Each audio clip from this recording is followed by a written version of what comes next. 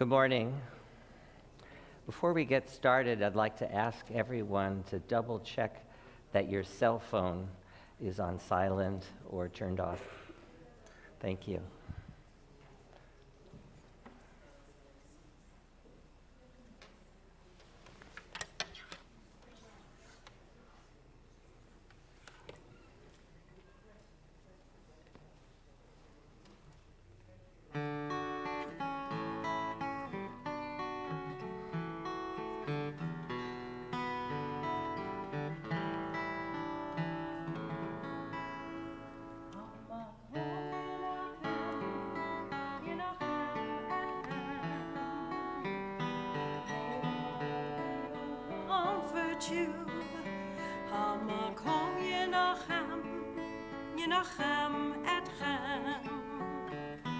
May our love embrace you.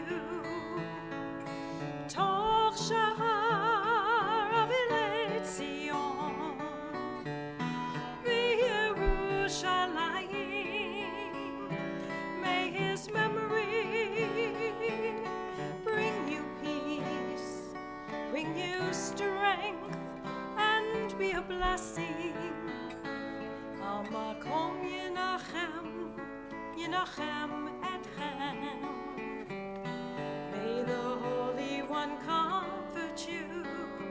Hamakom Yenachem, Yenachem etchem.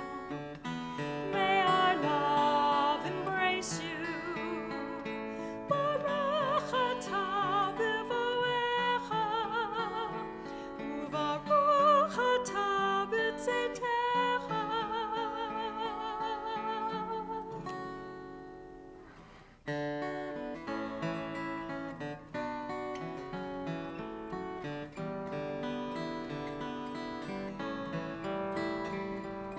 Toch shahar avilet Zion, v'Yerushalayim. May his memory bring you peace, bring you strength, and be a blessing. Hamakom Yenachem, Yenachem etchem. May the Holy One comfort you. Hamakom Yenachem, Yenachem etchem.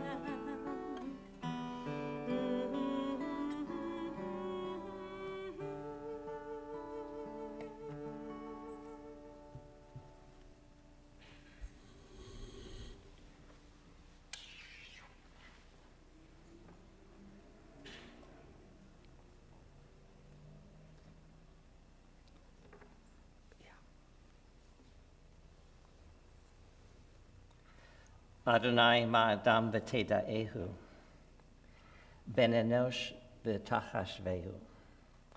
Adonai, O God, it is beyond our grasp that our lives truly make a difference, that you or anyone should notice. For in the scope of this vast universe, we are like a single breath.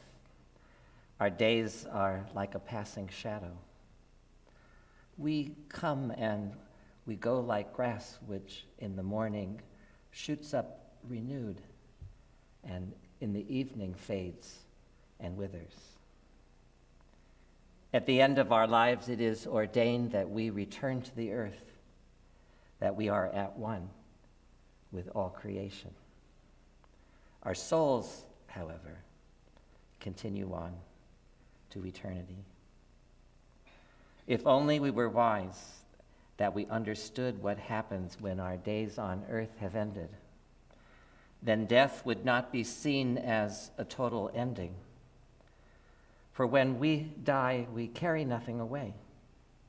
Our deeds on earth and the love that we gave and shared does not disappear, but lives on through those we touched and treasured. Death has taken our beloved Craig, and we, his family and his good friends, all of us, grieve the loss we must now face. In our tears, there is loneliness. Lost in sorrow, may we be comforted by all the loving memories that we have of the life we shared. And may we be strengthened by the gift of family. For Craig's love that united us in life and with deaths cannot sever. For his companionship that we shared along life's path and which continues through the tenderness of memory. For the many gifts of his heart and mind that brought so much joy and happiness and is now a precious remembrance. For all these and more, we give our thanks.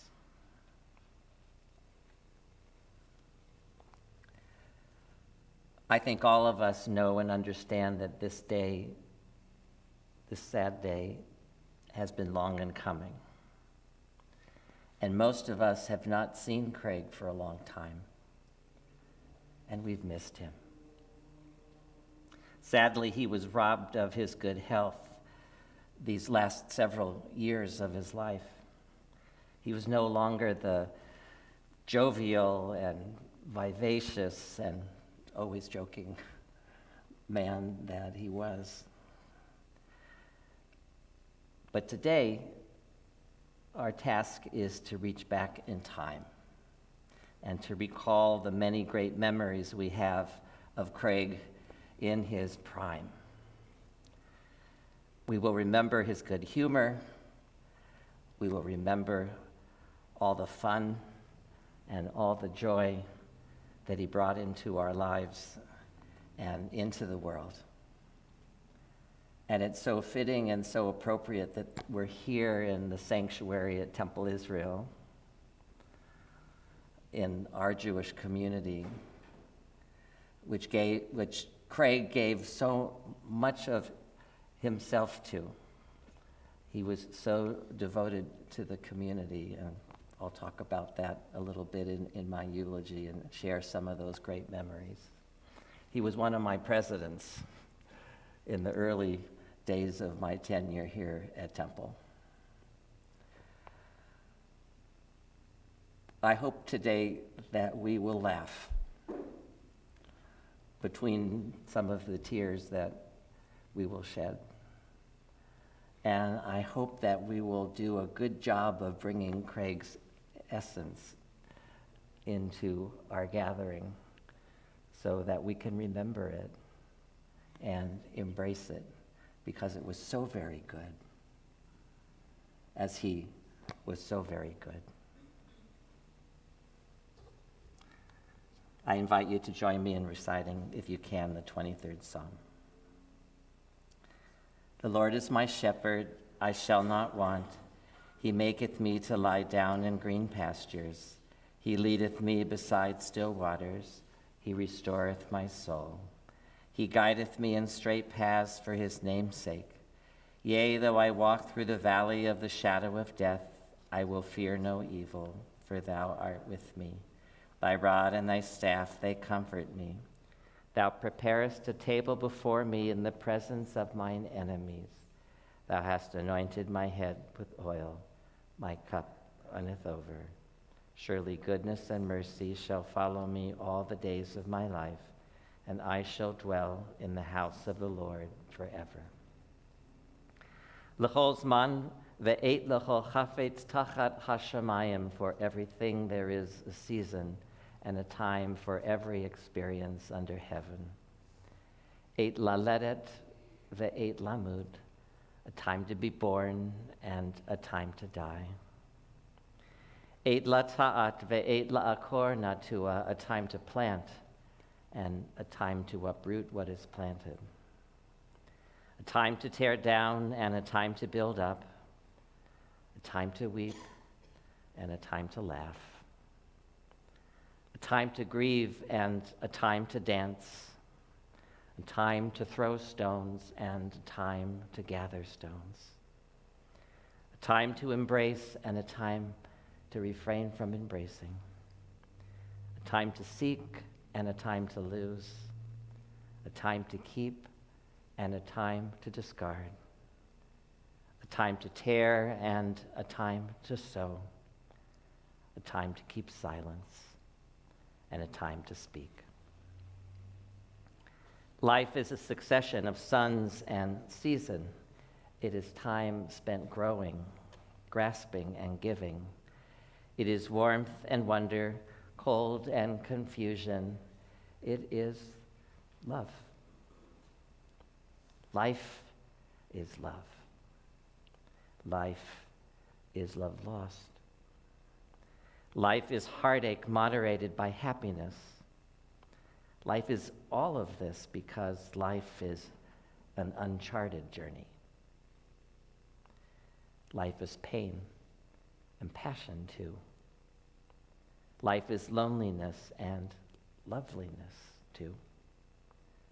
And life should be unending. What of the loves not lived, the labors left unfinished, the wishes only whispered, and the words still left unspoken? We, the living, we are the loved. We are the dreams fulfilled. We are the promises of what has passed and the fashioners of what is yet to come.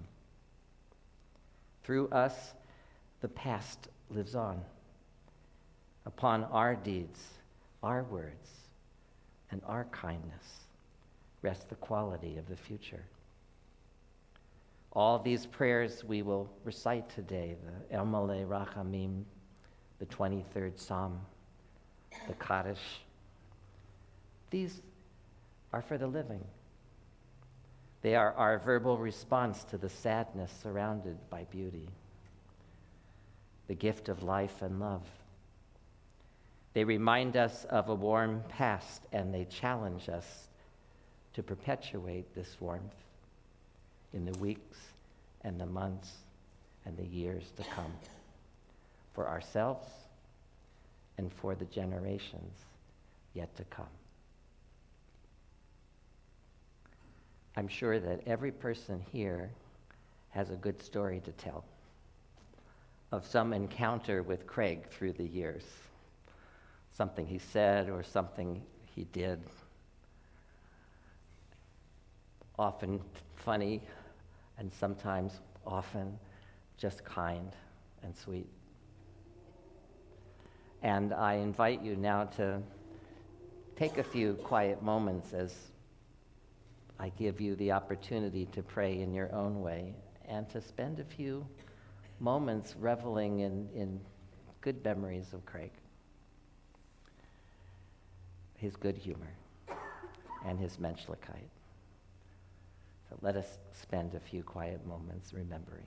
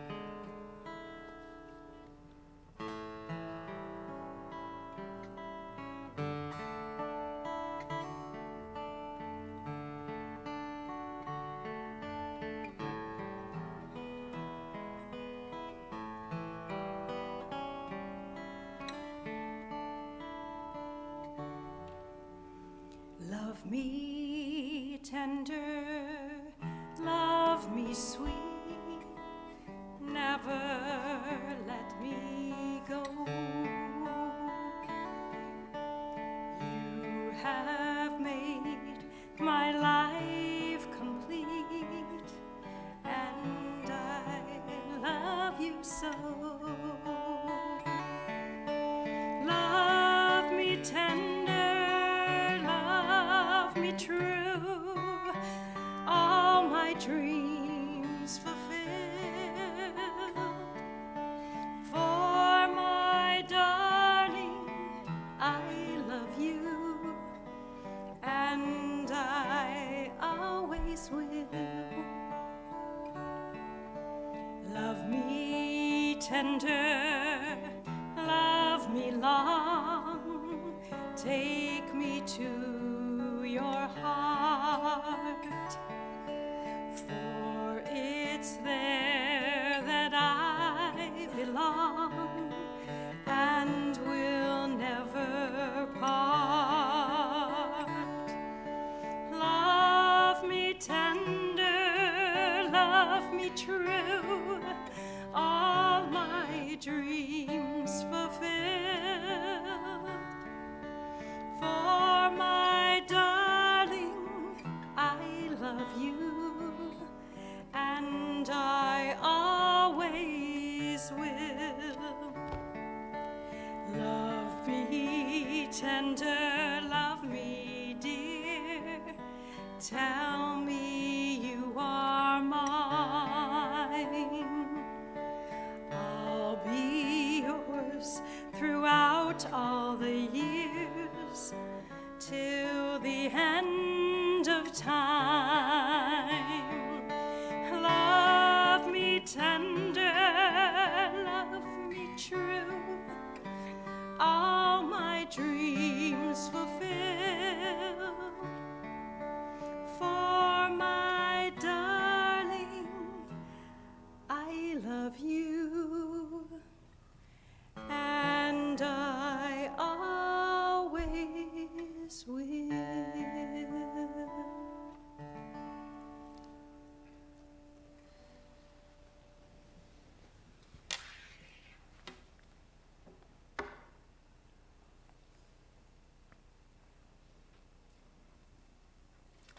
Lindy sang Love Me Tender today in honor of Craig.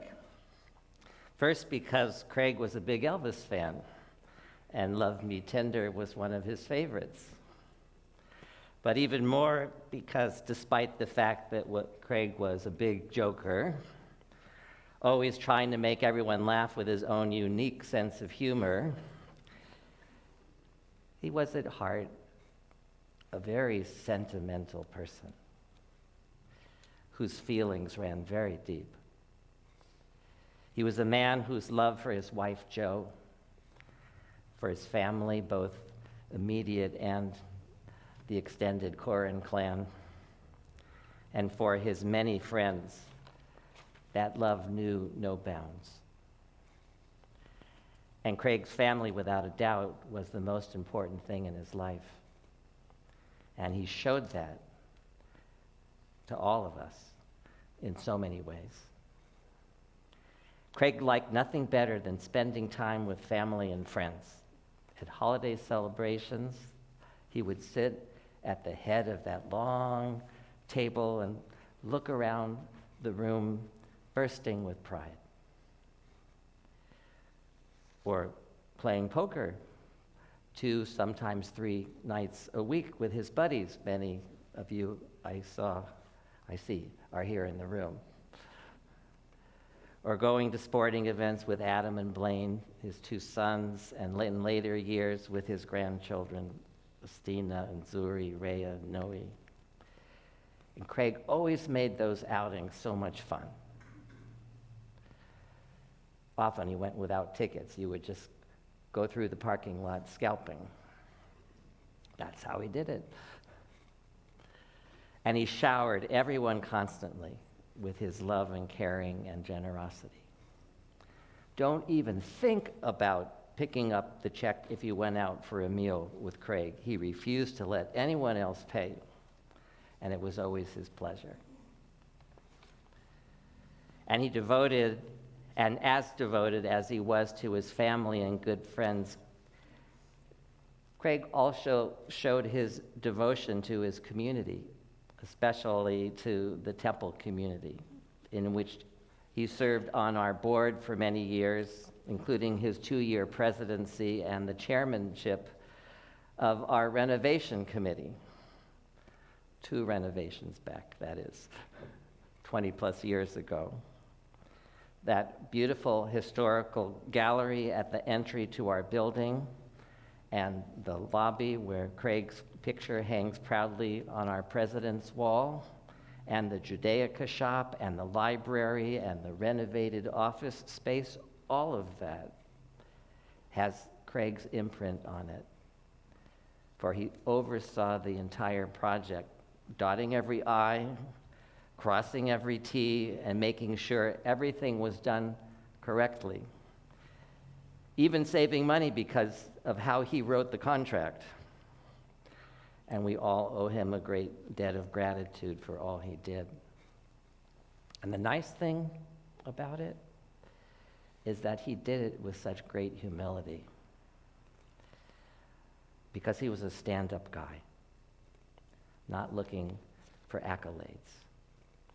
He did what he did simply because he cared, and he wanted to give of himself whatever he could. He had tremendous integrity and Menschlichkeit. Craig was born right here in Stockton, the son of Mike and Evelyn Corren, part of the Corren dynasty, one of the largest families in our Stockton Jewish community. And he lived his early life in a shtetl of sorts, for so many family members live within a few blocks radius of one another. And so Craig was constantly surrounded by aunts and uncles and cousins in every direction who spent time in each other's homes, having meals together and sharing holiday celebrations and doing sleepovers. And Craig loved it. He was very close to his sister Susie. From their earliest days, they loved to put on costumes and perform skits, not only at home, but out in the community where they signed up for vaudeville-style talent shows. They would sing and dance, and Craig just loved to perform, despite the fact, as Joe said, that he really couldn't sing. Of course, that might be due to the partial hearing loss he suffered as a young boy, perhaps due to the food allergy from all the eggs his mother always fed him. That's the reason as well that in those years he was very difficult to understand. Since Craig couldn't hear, he didn't articulate clearly, but mumbled. In fact, that earned him the nickname Mumbles. It was only his sister Susie who could truly understand him, and everyone would turn to her and ask, "What did he say?"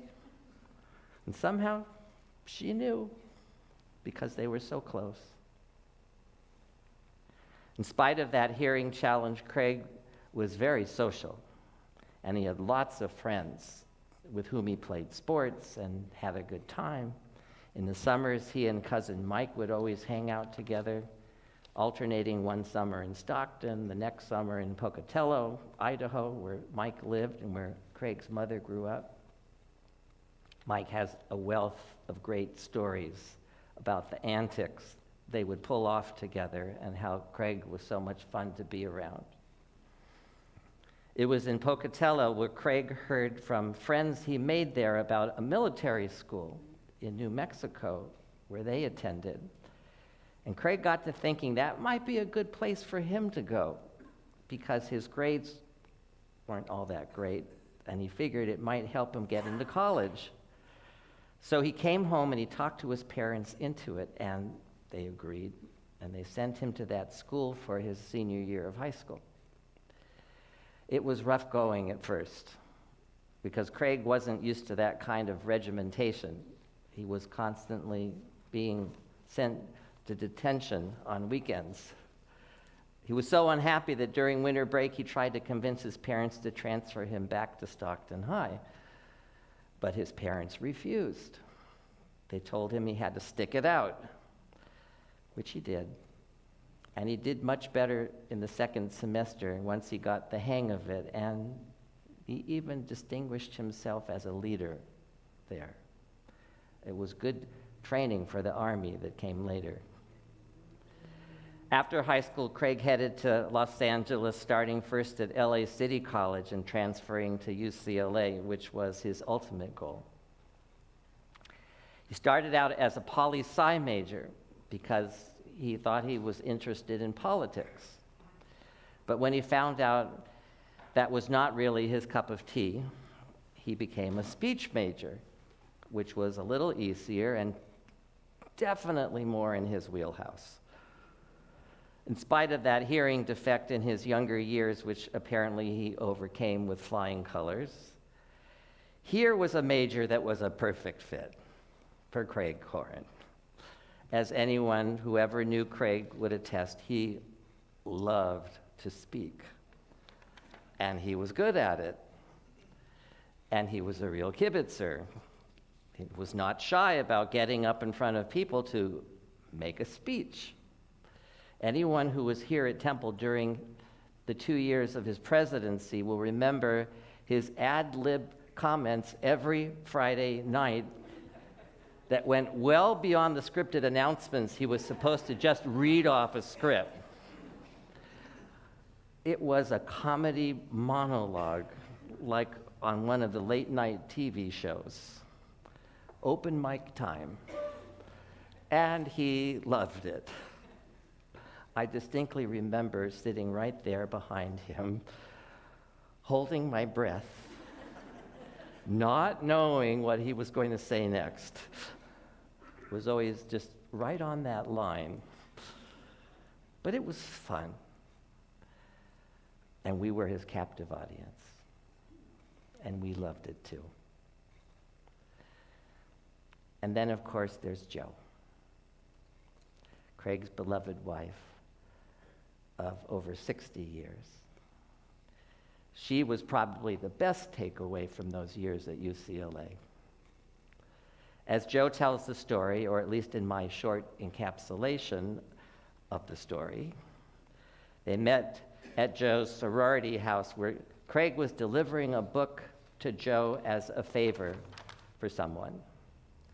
Jo came downstairs wearing shorts and a t-shirt with her hair in rollers, but being so pretty, she caught Craig's eye in a good way. They were both going to the same formal that night with other dates, not each other, but Craig asked Jo if maybe she could save one dance for him. At the party, Craig had his eye on Jo the whole night. I think he ignored his date. And he finally got the nerve to tap her date on the shoulder and ask if he would mind. And that was the beginning of a true love affair that's lasted all these years. A true romance. There's a lot more to the story, but we'll just say the sparks were flying and that the attraction was mutual. Craig asked Jo out for the very next weekend, and from that point, they were exclusive. It took Craig a while, but he finally pinned Jo, as they did back in those days, which then led to their engagement, and they were married a few years later in an intimate ceremony at Jo's parents' house. And everything evolved in such a positive way.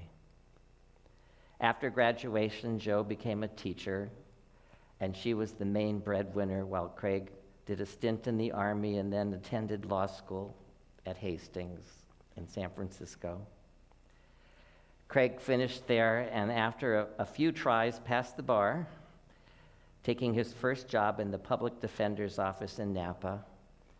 and then worked in a big law firm in Southern California. He was doing very well there and working hard, but it was not a happy situation. He had to drive through rush hour traffic 3 hours each way and put in very long days. So he and Joe and the boys who were born by then had such little time together, and it was stressful. And that's why a few years later, in 1974, they came back to Craig's hometown of Stockton. And Craig started his own firm. That really set the stage for a wonderful life for the family.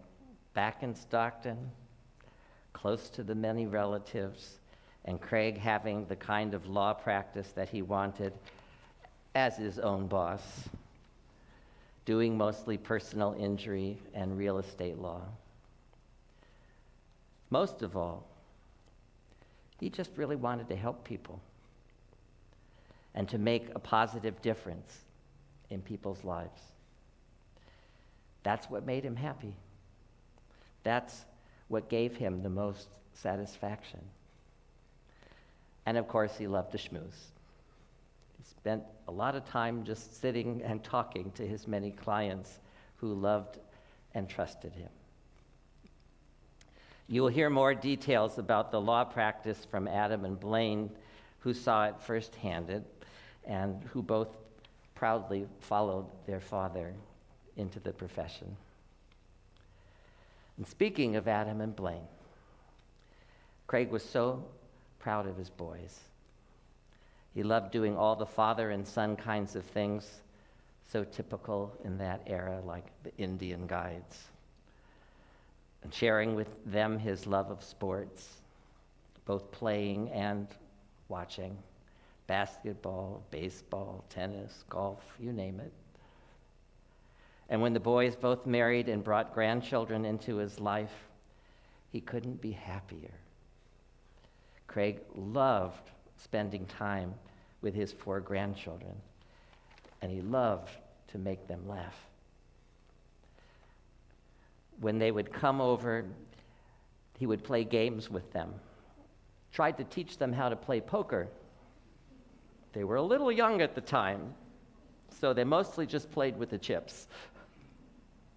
He'd take them out to eat junk food, and he told them, just don't tell Nana. And he was a really fun grandfather, but also such a nurturing and loving presence in their lives. And they all knew how much he loved them. You're going to hear more about that in a few moments from Estina and Zuri. I'd be remiss if I didn't share just a few of the memorable and somewhat idiosyncratic things about Craig that everyone, no doubt, will remember. Like the fact he was very superstitious, or at least he pretended to be. I'm not quite sure. God forbid you would put a hat on the bed or open an umbrella indoors, and he'd go far out of his way to avoid a black cat. He also had a thing about being on time, or more accurately, showing up at very early by a half an hour at least to make sure he would be on time. He had a saying, if you're on time, you're late. If you're early, you're on time. And everyone knows Craig had a thing about flying. He just didn't do it. That meant all the vacations and all the trips, for whatever reason, that Joe and the boys took together were by car. He even drove all the way across country and back when it was time to scout out schools on the East Coast for Blaine. But we could definitely forgive Craig for these few unusual traits, for there was so much good that overshadowed these few harmless things. He was a gutta neshama, as we say in Yiddish. He was a good soul, so generous and so kind and so loyal. He was a selfless man who just wanted, most of all, to make everyone else happy. Wherever he was the life of the party. But he didn't have to be. His mere presence just lit up the room. I could go on and on because there are so many good things to say about Craig and so many good stories to tell about his exceptional life. But there are a few others who are going to speak, so I'll leave it to them to fill in. And we will want to hear from many of you, I hope, when we open the mic at the Shiva service following the meal of consolation at the country club. We hope you can come. In Jewish tradition, we say, may their memory be a blessing. A blessing is something we remember and share and speak aloud. All of us who remember Craig need to speak his name. We need to tell his stories and his jokes, especially the corny ones, to keep his memory alive. We need to remember his kindness and his devotion to his clients and his love for his family, because they are such an inspiration that we should all try to emulate. Today we feel deeply the sorrow of Craig's loss. But one day these good memories, God willing, will overshadow the loss and will just feel like a blessing and make us smile. Rest in peace, Craig, and may your memory be for a blessing. We know it will be. Amen. So we have some family members who have asked specifically to speak, and we'll start by inviting Jana and Sari, to his nieces, to come up and share a few thoughts and memories.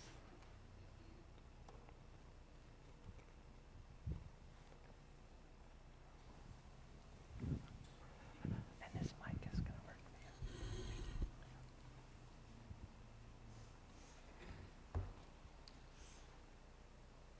I'm going to let my sister begin because she was born first and she knew him the longest. Thank you, Jan. Do you want me to hold him? No, it's okay.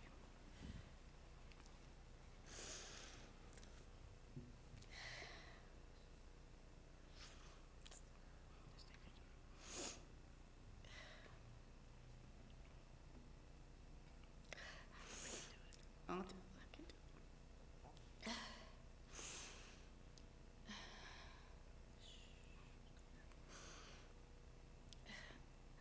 Uncle Craig was a bejewel. Craig always signed his letters to my parents, Gama, my sister, and me. Love, Craig Lee. And he consistently worked like a dog at his craft. Uncle Craig was opinionated, as we all know.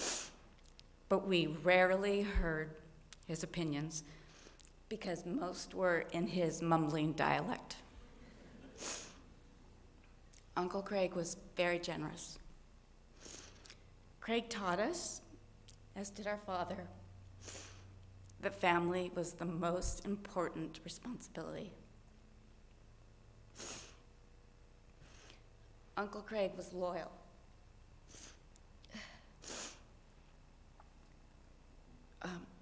I'm sorry.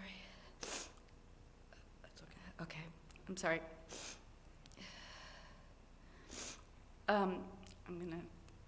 Sorry, I need to redo this.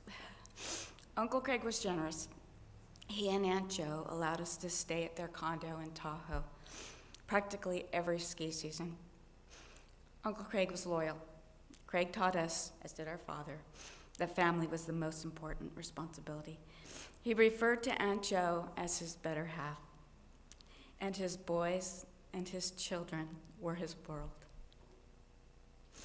Uncle Craig was loving.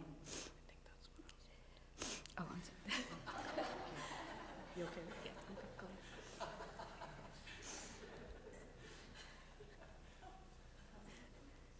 I was on a roll. Uncle Craig was loving. He gave one of his most important assets to our grandmother, his time. He took extra special care of Gama during her final decade. He saw her daily for dinner. Uncle Craig was passionate, especially about his love of sports. Some of my favorite memories are from time spent as a child watching sporting events with my uncle and playing with my cousins. Uncle Craig was emotional. One year, on Gama's birthday at O'Connor Woods, I had family home movies on Super 8 film converted onto DVDs and played them for everybody. Some were of Pops and Nanny. Pops and Nanny were Craig and my mother's grandparents. Some were of Pops and Nanny and Gama from their around the world trip in the early 50s. And others included Gama and Paca. I remember watching Uncle Craig beginning to cry and leaving the room. Uncle Craig was funny, very funny. He had a unique gift of combining pop culture, historical figures, current events, and our family into his well-known monologues. But for my sister and I, his legacy will be that he was a good husband, father, grandfather, son, brother, and a godfather to both Suri and I.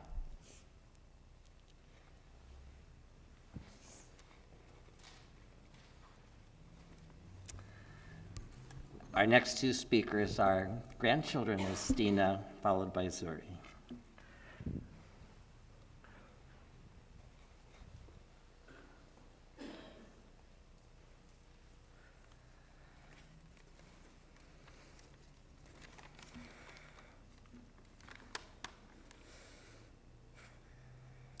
It was very important for me to speak today because if you knew my papa, you'd agree that the best way to honor him is with a speech.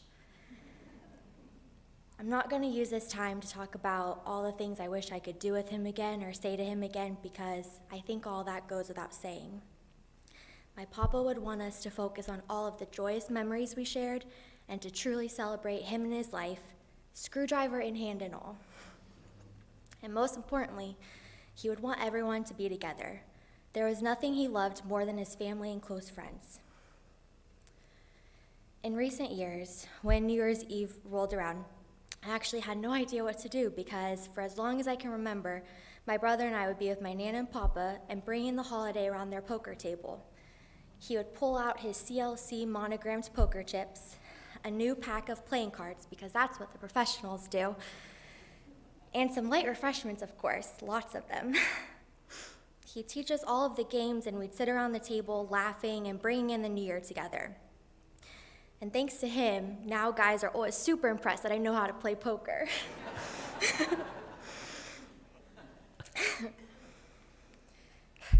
They say that when you leave this earth, no one remembers what kind of car you drove or the things you wore. People remember how you made them feel. And I think it's a testament to my papa with how many people are here today that he made everyone around him feel pretty good. My papa was one of the most genuine people I have ever met, and he had the biggest heart of gold. He could and he would make friends anywhere he went. The grocery store checkout line, the gas station, the bank, sporting events, you name it. He came home with a new friend. People I barely knew would come up to me and rave about how wonderful an encounter they had with my papa.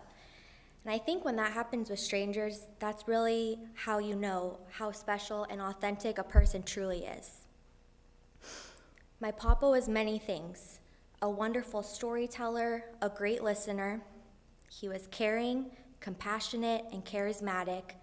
And above all other things, he was also always the loudest person in the room. I've never met anyone that loved to talk as much as he did.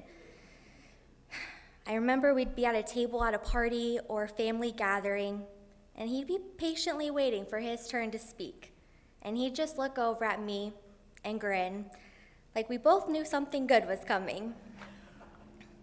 What came out of his mouth was not always the most kosher, but you can be certain he would make everyone laugh. My papa was one of the funniest people I've ever met.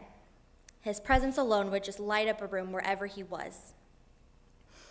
While many people also knew him as a jokester, on a more serious note, he was also the sweetest and most loyal person I've ever met. The way he loved my Nana was one for the books.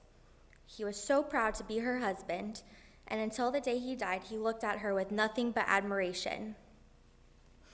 My papa was one of the most special people in my life. Not everyone is fortunate enough to experience such a close relationship with their grandparents, and for that, I am forever grateful. I truly viewed him as a second father to myself and my brother. Regardless of the time or day, he was someone you could always count on. So, wherever you are, Papa, I hope you're talking everyone's ears off, because it's been too long that you've been silent. My love and gratitude for you is endless, and I will think often about you and all of our years together with the highest regards.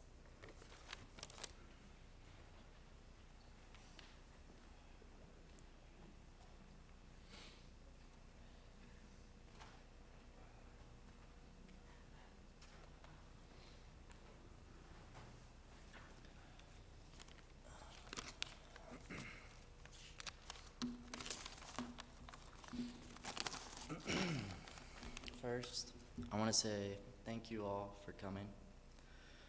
In honor of my papa, I'm going to be speaking for a few hours, so buckle up.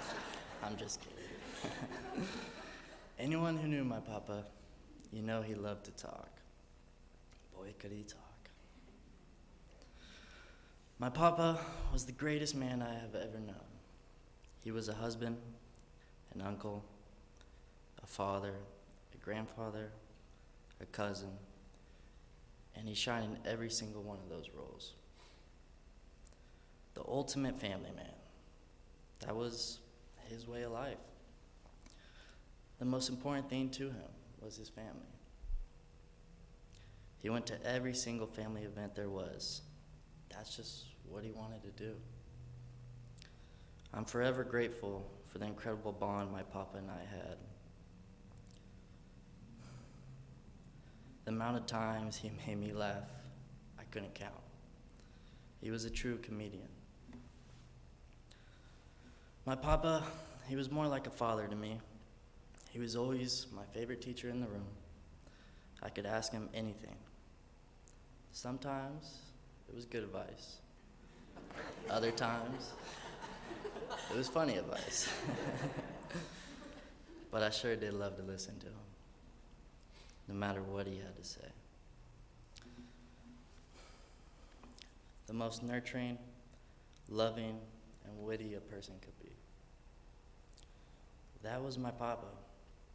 I'll cherish all the moments we had together, whether it was playing poker with the family, going to get junk food without my Nana knowing, or talking about the football games we used to bet on. It was always special because of him.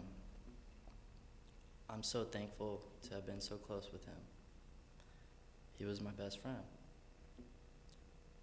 If there's one thing my papa would want us all to remember, it would be that. Make sure you spend all the quality time you can with the ones you love the most. Nothing beats it.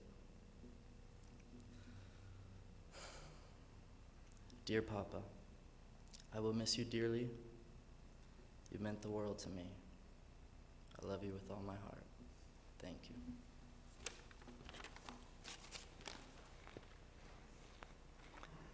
Thank you, Estina and Zuri. I think you will all agree it's the greatest testament and the greatest honor to have your grandchildren, your nieces, and your children speak so lovingly about you as we're hearing today. And Blaine and Adam would both like to share some of their memories now.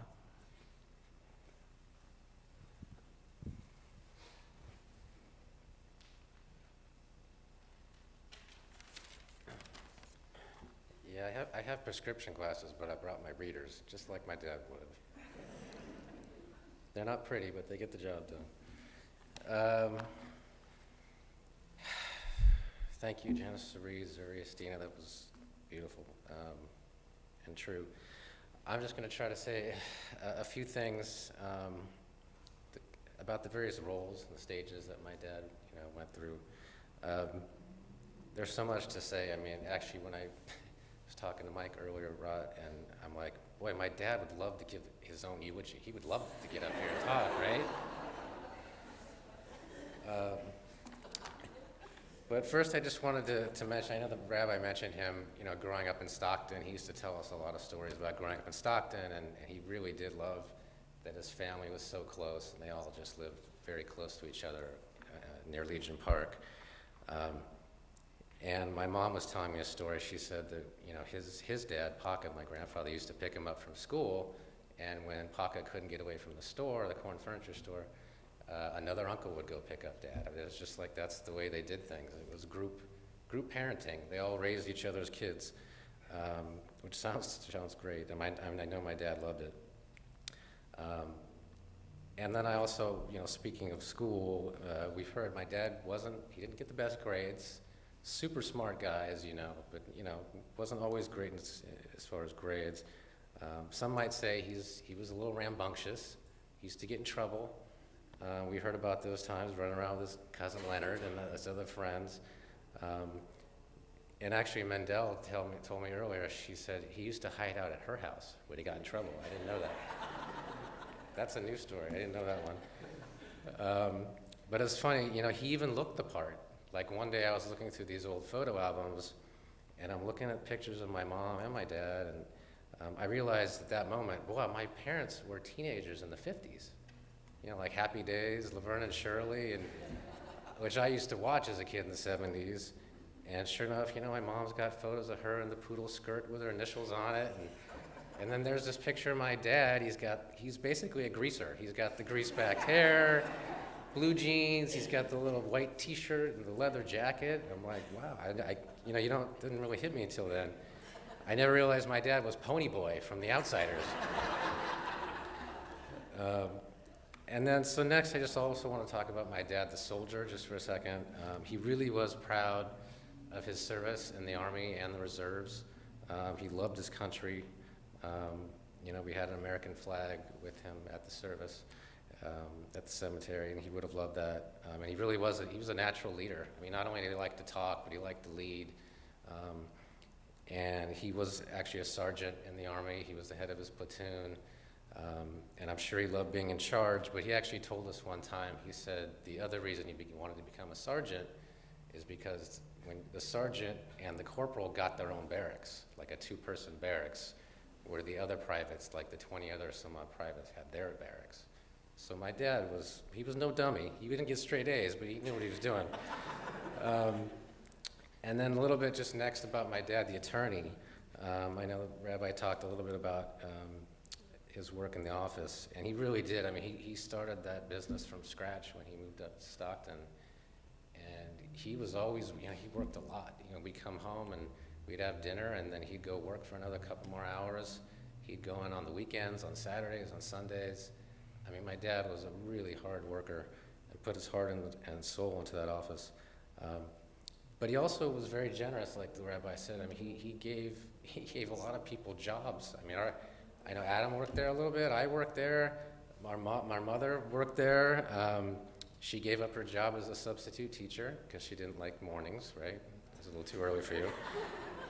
She worked at the office from 1 to 5 p.m., or 1-ish.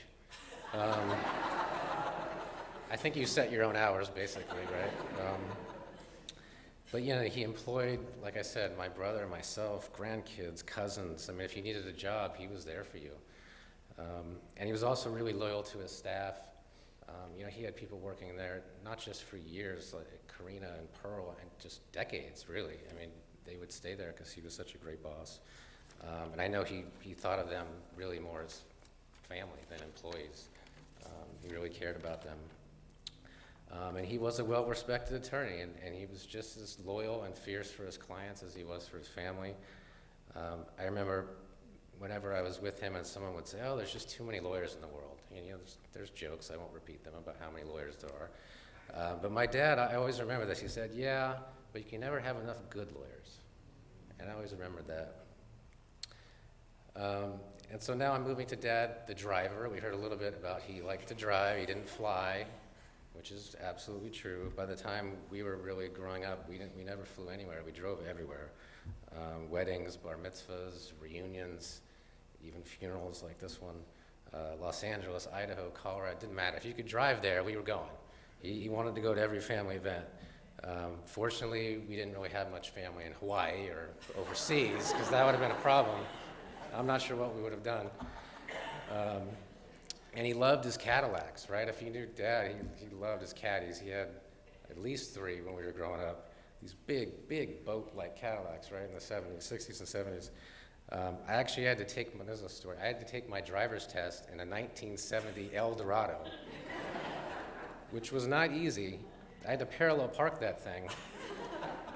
Yes, I did pass. I passed the test, mostly because my dad spent every weekend teaching me how to drive. In fact, he used to let my brother and I drive home from Sunday school when we were only 14. Don't tell anybody. And speaking of Sunday school, again, the rabbi mentioned, how devoted he was to the temple and Judaism. I think it was also the fact that family was here. Temple was also about family for him, which it is for me as well. And we used to go, just one little nugget, that we used to go to, if you ever went to temple with my dad, you would know he never used a prayer book. He just knew everything by heart. I don't know how he did that. He knew every song, every prayer. It was amazing. And then just a little bit about my dad, the orator. You've heard, you can't go talk about Dad without talking about what a great speaker he was. He was amazing. Weddings, bar mitzvahs, holiday parties. He would go long, but people didn't seem to mind. It wasn't just big, groupings. Even at smaller gatherings, he would start to give speeches or just make people laugh. That's what he liked to do. I remember we used to go out to dinner, just my mom and my brother and my dad and myself, just the 4 of us. And he had this line he used to love. When the waiter or waitress would come over at the end of the meal, they'd say, "Would you like anything else?" And my dad often would say, "Oh, no, thank you, we're good. No more food, no more drinks, no check, no nothing." It never worked, and after a while, we're like, "Oh, I've heard that one." But the waiter and waitress seemed to like it. And just next, my dad, the parent. We heard about my dad, the grandparent, which he was a great one. But I knew him as a parent, and he would do anything for us. We were his number 1 priority, and often to his own detriment. Just a couple of examples I can think of. Before I got my driver's license, I used to ride my bike to school, and sometimes I'd be running late, and my dad would wait. He always would wait to go to work, and just to make sure I, didn't need a ride to school. He didn't have to do that. He never complained about it. I think he wanted to get to the office, but he always waited around and gave me a ride when I was late, which was fairly often. So I really appreciated that. And then one other thing I remember, he always said, if you need anything, just call me. Because he was at the office a lot. Like I said, he was a hard worker. But he's like, if you need anything, just call me, and I'll always take the call. And he would. We would call, and 5 seconds later, my dad's on the phone. It didn't matter what it was. He always had time to talk to us. I mean, he could have been in a meeting, teleconference with Johnny Cochran. It didn't matter. He would put him on hold to talk to us, you know, because I ran out of dental floss or whatever the, emergency was. It didn't matter. And he would rearrange, we heard about he'd come to all our ball games and things, and he would, like every ball game, he was always there, which was great, and Mom. They always came to all of our ball games. I mean, he must have rearranged his schedule. He probably had a calendar of all our ball games, I guess. It was amazing. And it was nice. He wasn't one of those embarrassing parents that yells at referees and stuff. He was just quiet but very supportive, and, you always knew he had your back. You always knew he was there. He was just such a fierce and loyal supporter and advocate for us. But mostly what I remember about my dad, the parent, is, he helped teach us right from wrong, how to treat people with respect, and how to live your life with integrity. Those are the three most important things. And now I did want to talk about my dad, the last stage of his life. The rabbi touched on it a little bit earlier. And this is the hard part. The last years of his life were difficult. He was not himself. He in the beginning and middle stages of his illness, he could get frustrated and he could get angry. And he started actually avoiding social gatherings and not going out because that's what happens. And it's just so not who he was, so opposite of what he was and who he is. It was hard, and it's been hard on everybody, especially my mom. I mean, she took care of him for many years. He took care of us for so many, and she had to take care of him for so many years as well at the end. And I just wanted to thank you for helping to take care of him. And I also wanted the staff, I know this is not a plug, but the staff at O'Connor Woods, where he was this last few years, I really wanted to thank them too. Because not only did they, take care of daily tasks and things, but they really cared about him, and we were eternally grateful to them for that. And my final thought is this, the last few years of my dad's life should not detract or minimize the first 75. They are a part of his life story, but they do not define him, the life he led, and the legacy he's left behind. His legacy is one of honor, of loyalty, humor, and his fierce devotion to his friends and family. Dad, you will be missed by many. I love you.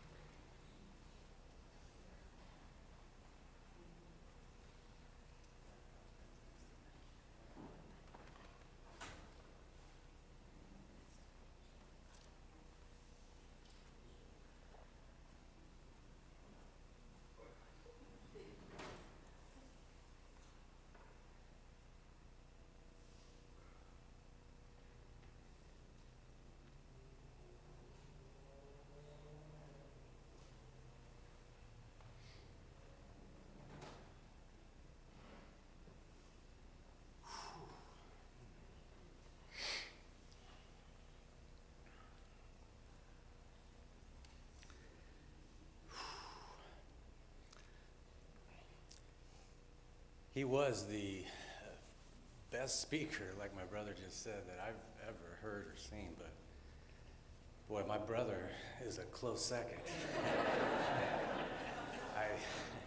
For a second there, as I'm sitting, I'm thinking, is that Dad? Or that's just the way Dad would have done it. That's very good. And I thank you and all our family and friends for being here and for everything that you've done for Dad over the years, and particularly, like Blaine just said, these last several years. All week,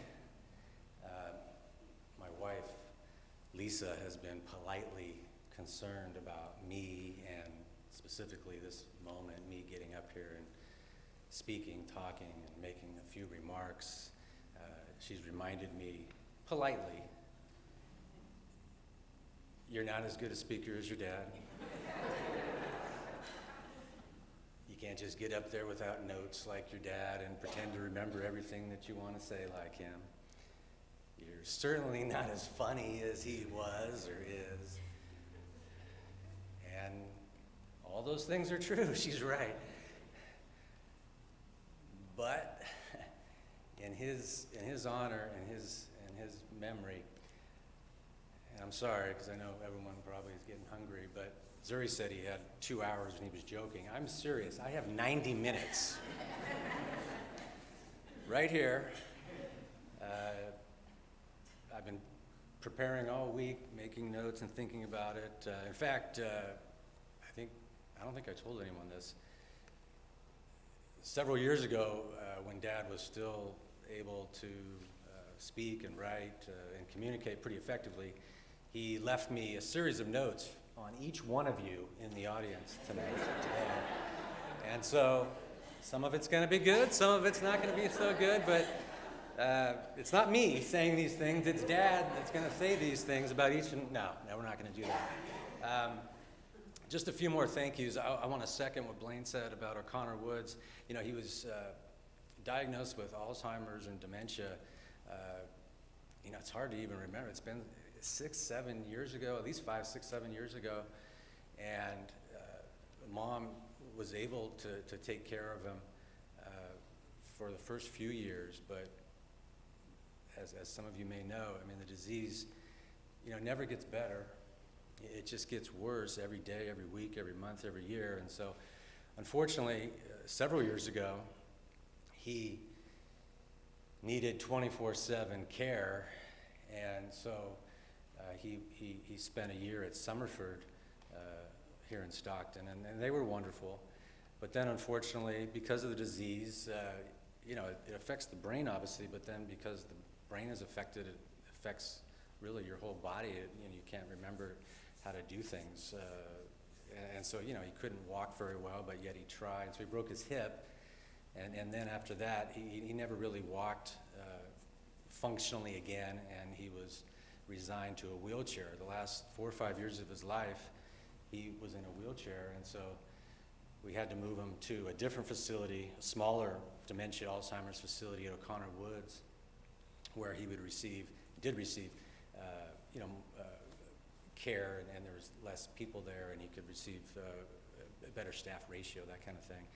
And so we certainly want to thank, you know, Windsor and Maria and Serena and Melissa and Carla. I mean, there's so many over the years that just provided such great care. And then, I don't want to go on and on about the Alzheimer's, but, you know, and there's plenty of diseases out there that are terrible, but if you've had any experience with this one, it really is horrible. You know, Dad died this past Saturday, but, you know, he really died in a lot of ways several years ago, and in each day that you would see him, it was like a new death. I mean, it's a horrible disease. And, you know, particularly the last year or two, when he really didn't even speak, you know, this is a person who loved, you know, very verbal. He loved to use his words, and you know, occasionally he would utter something, but usually it wouldn't even be intelligible. Occasionally he would laugh. You know, and that made it all worth it, especially when my mom was there, to see the connection between you and Dad. But other than that, it was rough these last few years. You know, I feel guilty, but you know, each time, you know, the last few years we weren't even able to, with the pandemic, go there very much. That made it even worse. So, all right, you know, there's been a lot of things said about him, and so I'll just try to, rather than be repetitive, I'll try not to be repetitive, just maybe fill in a few blanks or maybe emphasize a few things that have already been said. No particular order, but food has been mentioned a little bit, eating, but I think that deserves a little bit more attention. Dad, well, he was very oral, so, you know, he loved to talk, and he loved to eat, yeah. And he liked, you know, real fancy, fine food, but he also liked junk food. And so we would quite regularly go out to eat. My mom was a pretty good cook, but not necessarily always the best, and so I'm already getting the stare in the front row there. That's fair. The food this afternoon, Mom did not cook the food this afternoon. No, she was pretty good, but she didn't always like to cook. She, like any good Jewish mother or wife, liked to go out to eat, make reservations, that kind of thing. So that was a big part of our life, whether it was here in Stockton or if we were somewhere else. But also just around the house, vivid memories of Dad, particularly as well, I wouldn't say when we were really little, but like maybe by grade school, he wouldn't generally, or at least he went through this phase. He would go through these diet phases, and one of his things was he wouldn't eat much during the day or at all, and so he would come home and he would make himself a screwdriver, and then he would start with the eggs and the mayonnaise and the tuna and the olives, and he'd mix it all up. And he was famished, so he would eat before we then sat down and either ate what Mom was cooking that night or what we were going to eat when we went to the restaurant.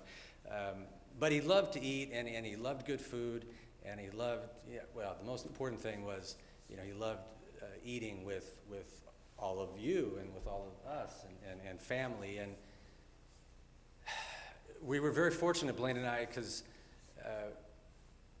maybe when we got older in teenage years, and you're running around doing different things, but for the most part, we always ate together, and boy, I really miss that. And we always, whether it was at home or at a restaurant, we always sat down. We had assigned seats pretty much. Dad sat there, and once in a while we'd mix it up, but anyway. So eating was really important. Blaine already touched on the military. I won't touch on that anymore. But that was very important to him. He's very proud to have served in the military, to have been a sergeant. He would have loved, at the cemetery before we came here, we had just a small service at the cemetery, our family cemetery out in French Camp, and he would have loved the flag. That was Blaine's idea, and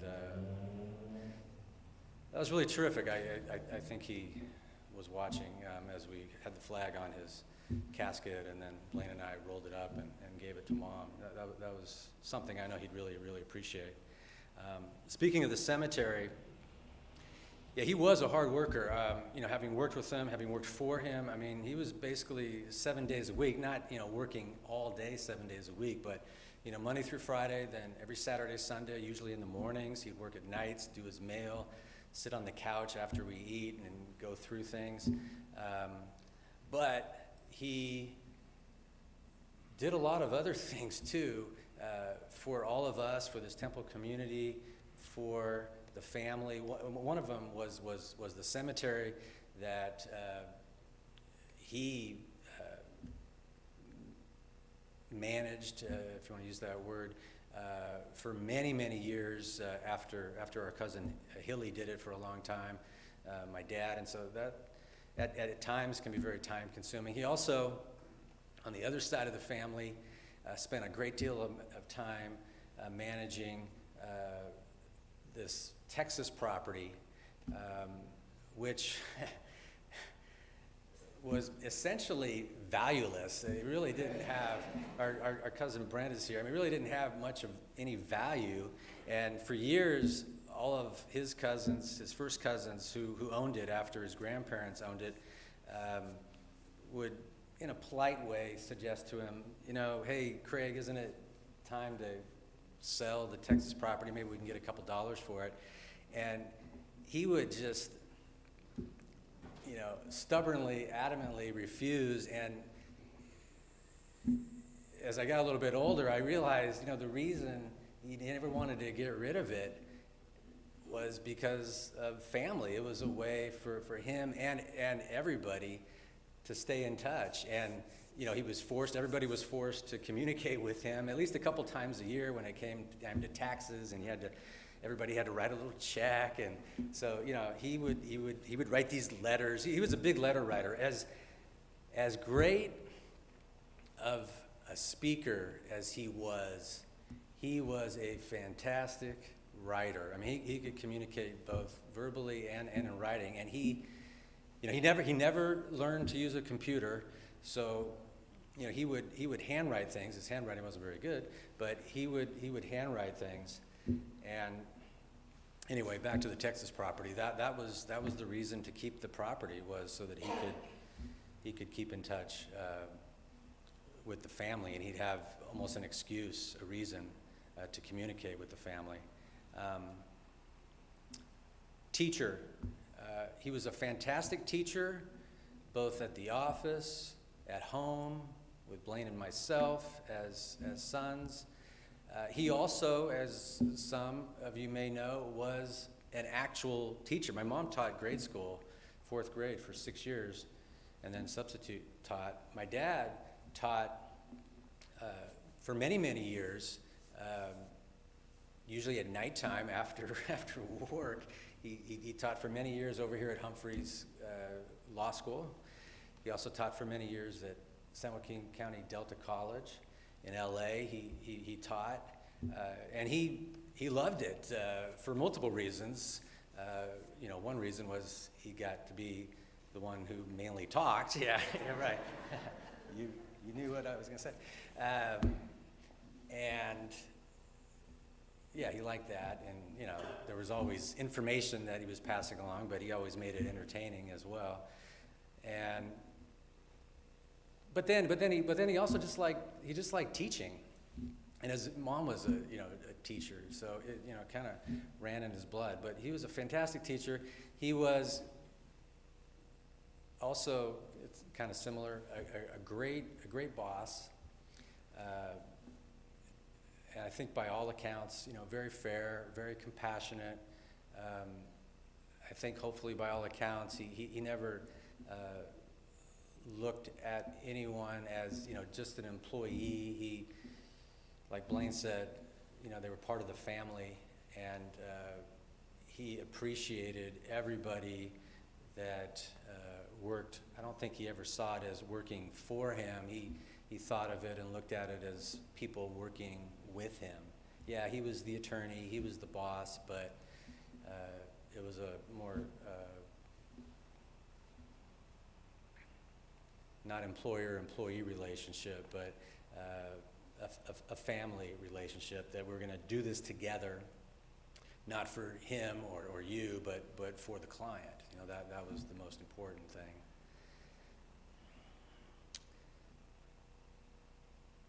I'm getting there. I got about 60 minutes left, I think. No, I'm almost done. Bear with me here. Funny. Well, let me just come back to thank yous, as I'm just remembering some thank yous. Dad was big on thank yous, both verbally to thank people who did something positive, whether it was for him or a family member or for the community.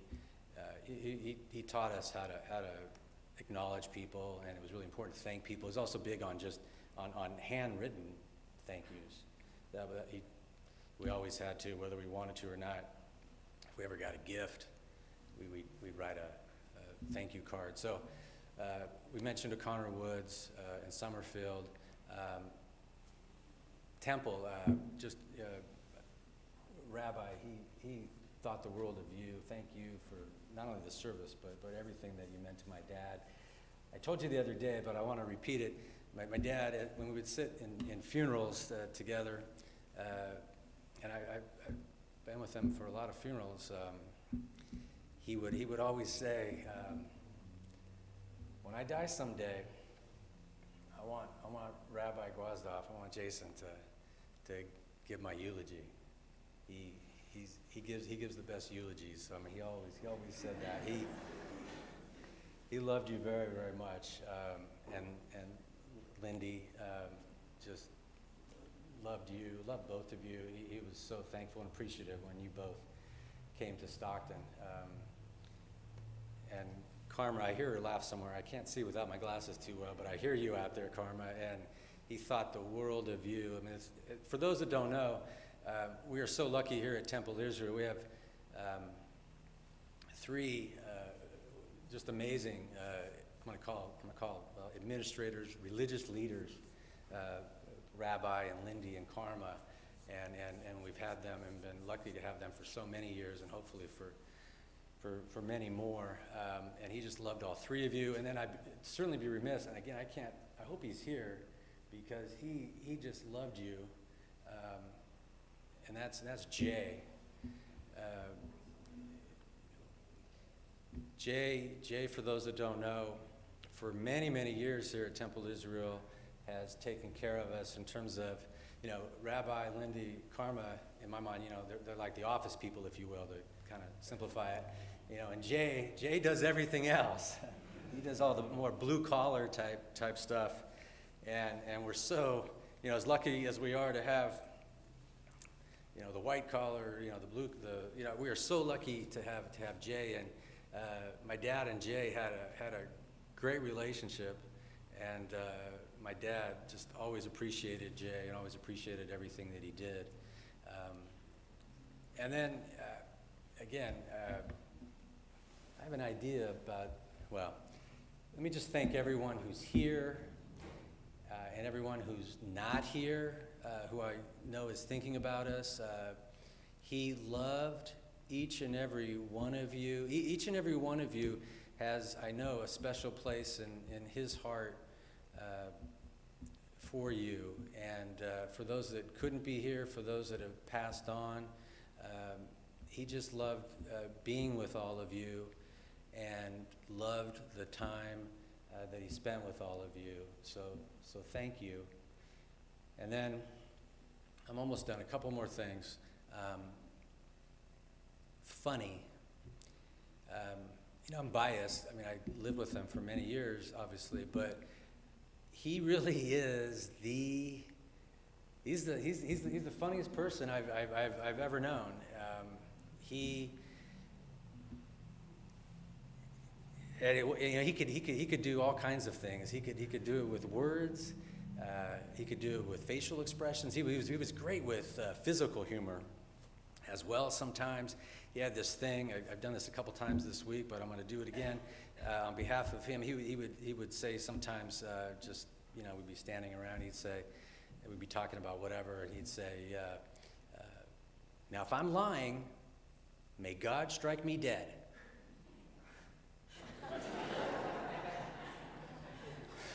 And he would sit there for a few seconds, and then he'd start laughing. That's just an example. He would, if you ever heard him speak at a group, he had certain routines that sometimes he would do, just like a stand-up comedian.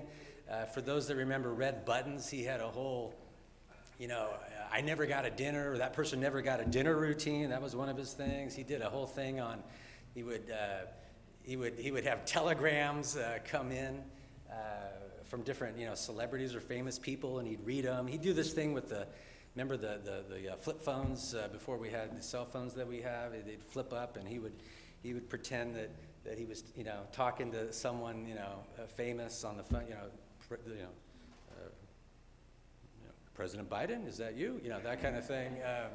He was just the funniest person,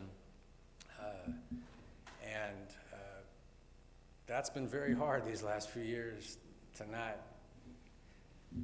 Sometimes you'd be with him at dinner or in a group setting, and you wouldn't be able to talk. You didn't even want to talk. You just want to listen to what. There was one time, he almost died in 2009 because of a cardiac arrest. He was at St. Joe's Hospital for 3 years. And I'll never forget, towards the end of that 3 weeks, he was, even for him, maybe it was the medication that he was on. He was a little loopy, but he was so funny. It was just nonstop for a couple hours. You were there. You didn't even say a word for 2 hours. The rabbi didn't even say anything for 2 hours because he couldn't. The rabbi was, laughing. He was crying. It was so funny. I hope we can all remember him in that way and remember, just how humorous he was, how quick-witted he was, how funny he was, how he made us laugh and cry laughing, that kind of thing. But I want to leave with this, a little more serious subject.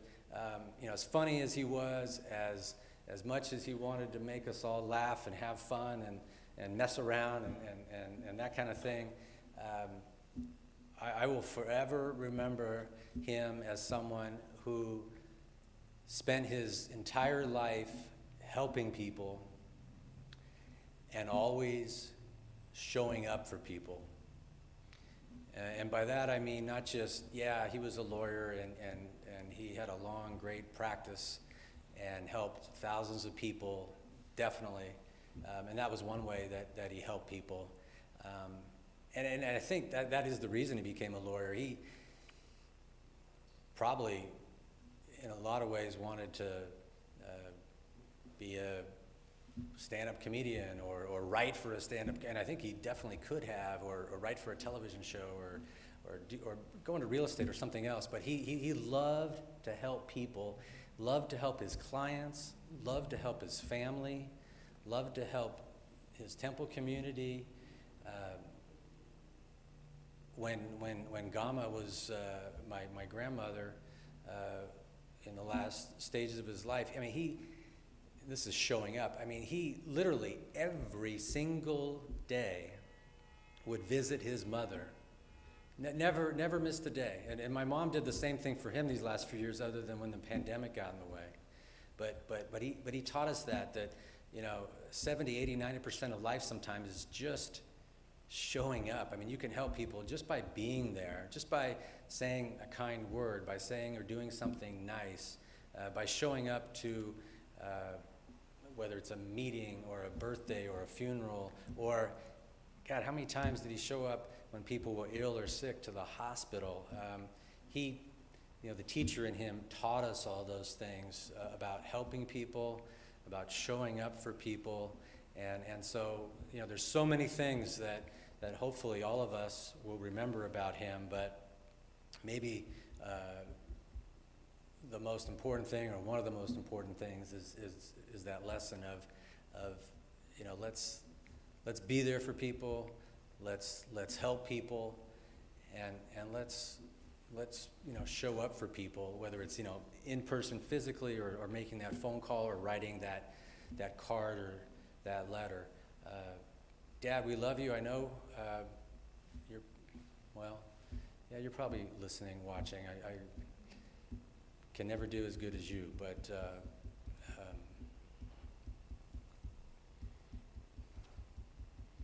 your memory certainly will always be a blessing.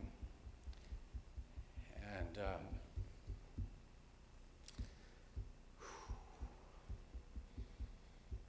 I miss you, but I've missed you for a while now, but I'm never going to stop thinking about you.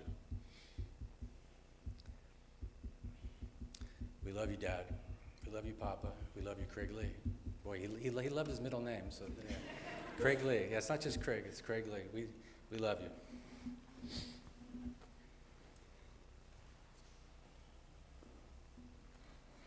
That story was 100% true. In the ICU, after coming out of a deep coma where he was on the edge of death, still hooked up to monitors and tubes, he delivered a comedy monologue that had us all in stitches. Thank you, both Adam and Blaine, not only for singing your father's praises today, but for channeling his spirit. He certainly would be very proud of the two of you today. Those who are able, please rise for the El Malei Rachamim.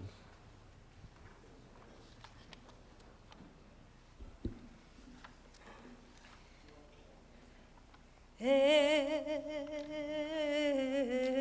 Malei Rachamim, Shochen Baramim, Amseh Menucha Nechona, Tachat Kanfei Hashchina.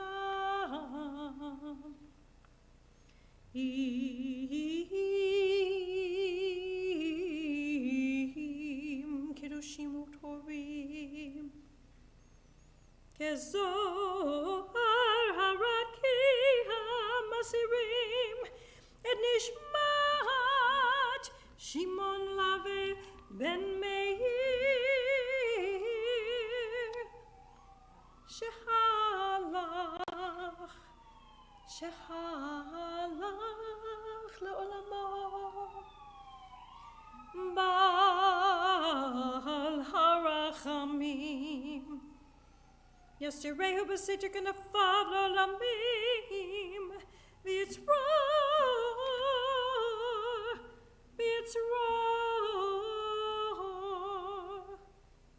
החיים את נשמתו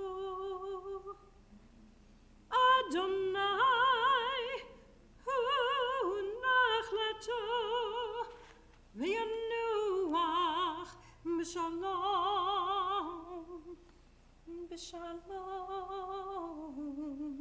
על משכבו ונאמר Amen. Compassionate God, eternal Spirit of the universe, grant perfect rest in your sheltering presence to Craig, who has entered eternity. O God of mercy, let him find refuge in your eternal presence, and let his soul be bound up in the bond of everlasting life. God is his inheritance. May he rest in peace. And let us say, Amen. Yitgadal v'yitkadash shemei Rabbah. V'yomad divrach erutei v'yamlich malchutei.